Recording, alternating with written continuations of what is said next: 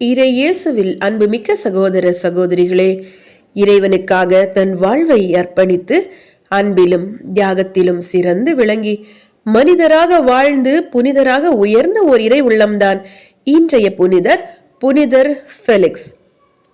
ஒரு கத்தோலிக்க துறவியான புனிதர் ஃபெலிக்ஸ் கத்தோலிக்க குருவும் புனிதருமான மாதாவின் ஜான் என்பவருடன் இணைந்து மகா பரிசுத்த திருத்துவ சபை என்னும் கைதிகளின் மீட்புக்கான ஆன்மீக சபையை நிறுவியவர்.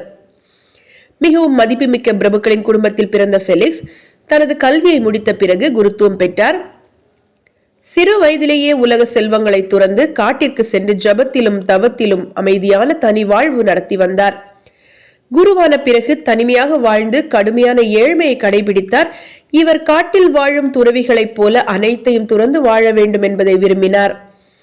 சிறிது காலத்திற்கு பிறகு பிரான்சின் தென்கிழக்கு பிராந்தியமான